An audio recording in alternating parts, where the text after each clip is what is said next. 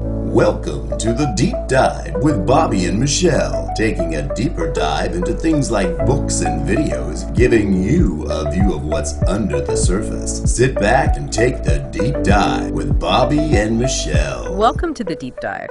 Today we're doing something a little different. We're going to be exploring a life story told through letters. Oh, wow. Yeah, so we're diving deep into A Life in Letters, a story of resilience, sequence, and hope by Rodney Rhoda Taylor. Okay, so like a sort of epistolary autobiography. Exactly. Interesting. And the author, Rodney Rhoda Taylor, is a fascinating individual. They're a writer, a former drag performer, which explains the sequence in the title. I was going to ask about that. And they even balance a full-time job alongside their creative pursuits. Talk about resilience, right? Absolutely. That's impressive. It's really interesting to see how Taylor's resilience is kind of intertwined with their personal growth.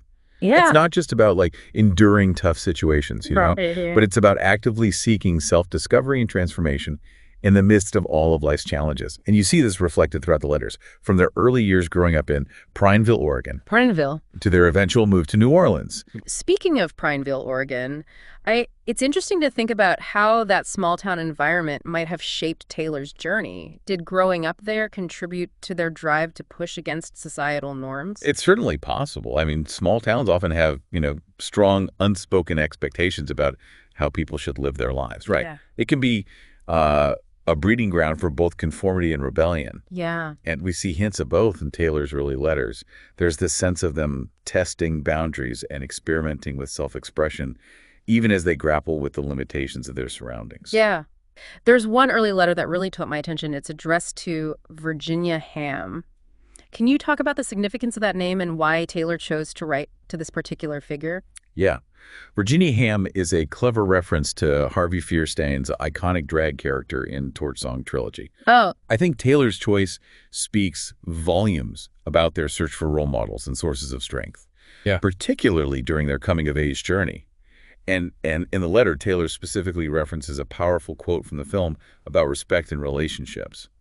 It seems that this message really resonated deeply with them as they were navigating their own identity and seeking validation. Yeah, it's incredible how art can provide solace and inspiration, especially when we're trying to figure out, who we are and where we fit in. Yeah, absolutely. Yeah. And it also highlights how Taylor finds strength and inspiration in unexpected places, Right. Even fictional characters. Right. They were drawn to Virginia Ham's boldness and their refusal to conform to societal expectations. It makes you wonder how those early experiences with art and self-expression might have influenced Taylor's decision to become a writer. Was writing their way of finding their own voice, of sharing their unique perspective with the world? It's certainly a possibility. And it ties into that idea of resilience we discussed earlier. Taylor's writing could be seen as an act of defiance, right? A way of pushing back against the confines of their small-town upbringing and claiming their own narrative. And speaking of defying expectations, let's talk about the concept of transition, which is a recurring motif throughout the book. You mentioned that it takes on multiple meanings, going beyond just medical transition. Right, exactly. Transition for Taylor encompasses those internal shifts in perspective and self-understanding. Like we all go through at various points in our lives. It's about shedding old beliefs, embracing new possibilities, and constantly evolving as individuals. This concept it's particularly evident in their relationship with their mother, which we see unfold through a series of letters spanning several years. Their relationship with their mother seems quite complex. It's touched on throughout the book, but we don't get a letter specifically dedicated to her. Why do you think that is? That's interesting, isn't it? Perhaps Taylor felt that their relationship with their mother was too multifaceted, too nuanced maybe, to be contained within a single letter.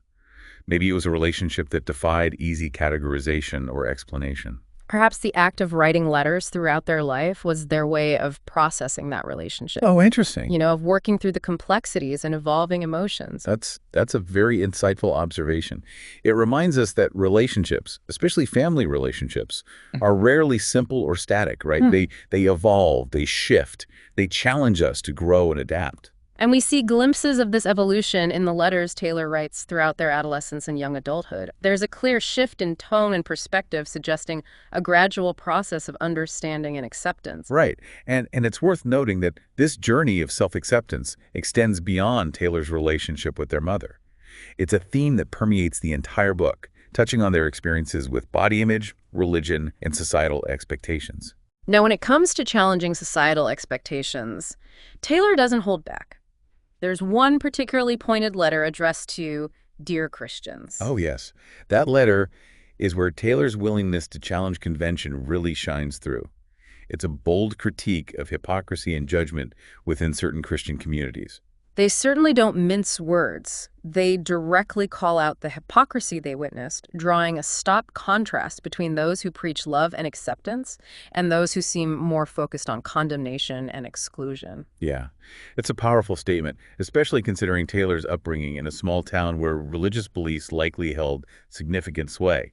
It speaks to their courage and their commitment to speaking truth to power, even when it might be uncomfortable. And it's fascinating how Taylor connects their personal experiences with religion to broader societal issues. They point out the irony of Christians selectively choosing which biblical rules to follow, often highlighting outdated or obscure ones while ignoring core teachings about love and compassion. Yeah, this raises an important question about how we interpret and apply religious teachings in our own lives, doesn't it?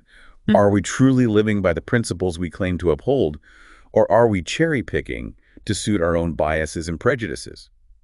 You know, it's a challenge to reflect on our own beliefs and actions to ensure that we're living in alignment with our values. This tension between personal beliefs and societal expectations is a recurring theme in Taylor's letters. And it's fascinating to see how their experiences shift once they move to New Orleans, a city known for its more accepting and open-minded atmosphere. Right. That contrast is indeed striking. And it highlights the profound impact our environment can have on our sense of self and on our ability to express ourselves authentically. New Orleans seems to have provided Taylor with a sense of belonging and acceptance they hadn't experienced before. There's a line in one of their letters where they jokingly referred to New Orleans as a hotbed of sin compared to their previous homes. It's a humorous observation, but it also speaks to a deeper truth. New Orleans has a reputation for embracing a more laissez-faire attitude towards life, right? Wow. Allowing individuals greater freedom to express themselves without judgment. And this newfound freedom seems to have had a profound impact on Taylor's journey of self-discovery and acceptance. Absolutely. It underscores the importance of finding communities and environments that support our growth and allow us to be our true selves. Now, buckle up because we're about to delve into some deep emotional territory.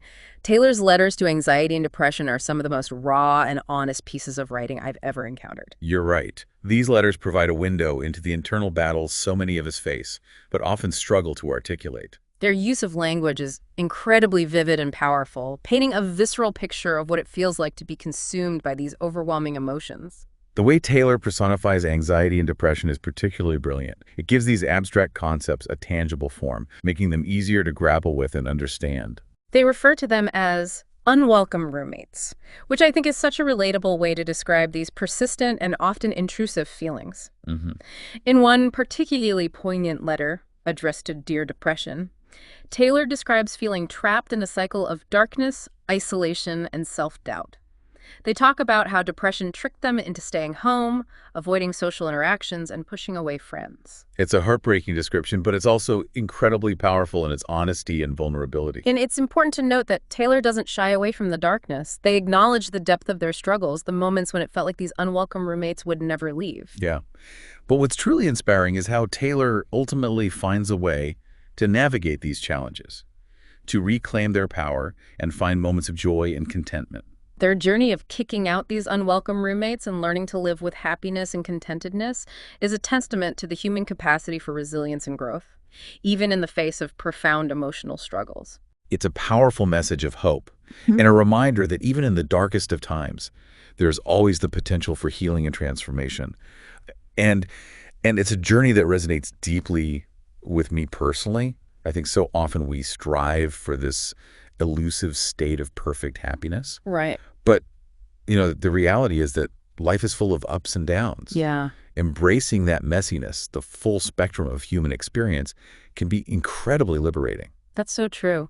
Reading Taylor's letters reminded me that it's okay to not be okay all the time. Right. In fact, acknowledging those difficult emotions can be the first step towards healing and growth. Absolutely. And it's not just about acknowledging those emotions, but also understanding where they stem from. Yeah. For example, in several of their Dear Anxiety letters, Taylor describes this constant overthinking, this worry about what other people think. It's a pattern many of us fall into, this need for external validation. It's exhausting, isn't it? Trying to live up to everyone else's expectations. Yeah. What's interesting is how Taylor eventually shifts their focus inward. They begin to prioritize their own well-being and let go of that need for constant approval from others. That's a key aspect of Taylor's resilience. It's not just about bouncing back from adversity, but also about learning and growing from those experiences. They developed this remarkable ability to reframe their challenges as opportunities for self-discovery and personal transformation. You know, hearing Taylor talk about anxiety and depression in such an open and honest way made me think about how we often try to hide these parts of ourselves. Yeah, you've hit on a crucial point.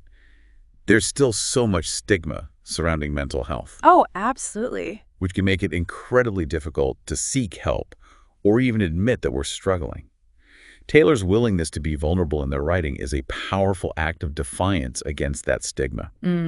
It creates space for others to share their own experiences without shame or judgment. It's like they're saying, hey, it's okay to not be perfect. It's okay to have these struggles. You're not alone. Precisely. And that's what makes A Life in Letters so compelling. It's not just a collection of stories.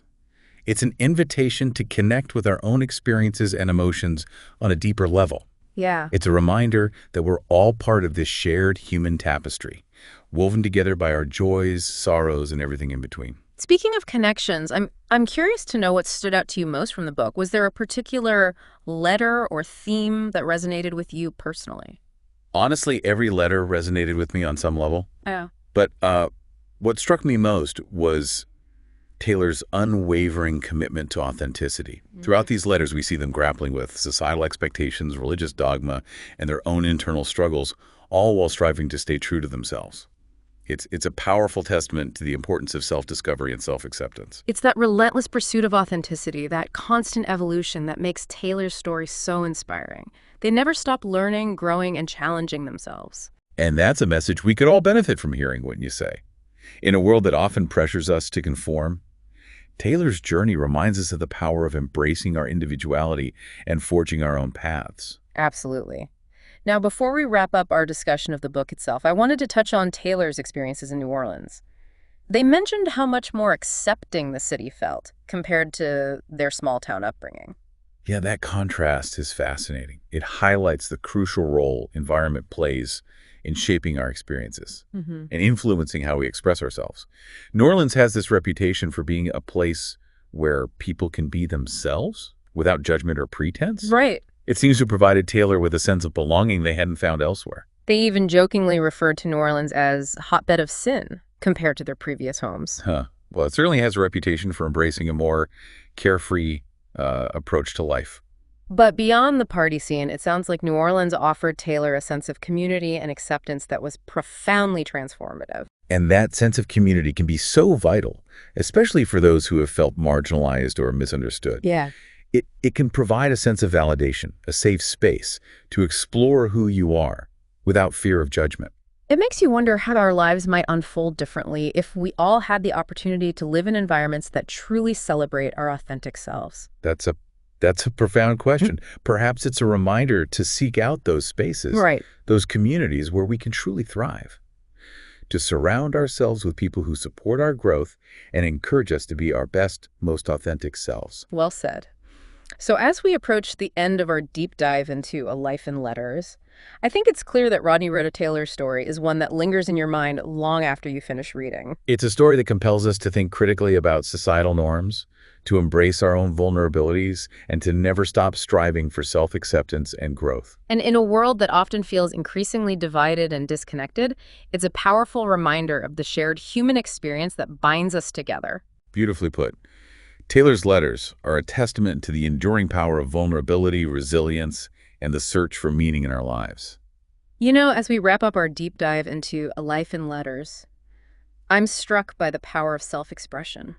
Yeah, it's incredibly moving to witness how Taylor found their voice through writing. using letters as a way to process emotions, challenge conventions, and connect with others. It's really inspiring that Taylor didn't wait for permission to share their story. Exactly. They embraced their unique perspective and used their voice to challenge societal norms and inspire others to do the same. It's like Taylor's giving us all permission to embrace our own unique voices, Yeah. to tell our own stories, even if they're messy or complicated. And that's such a crucial message, especially today. Right. In a world saturated with information, it's easy to feel like our individual voices get lost in the noise. Yeah. But Taylor's story reminds us that each voice matters, that every story has the potential to connect with others and create meaningful change. And for those feeling inspired to explore Taylor's work, their book, A Life in Letters, a story of resilience, sequence, and hope, is available at major retailers. Yeah, if you want to Barnes & Noble and Amazon. check it out.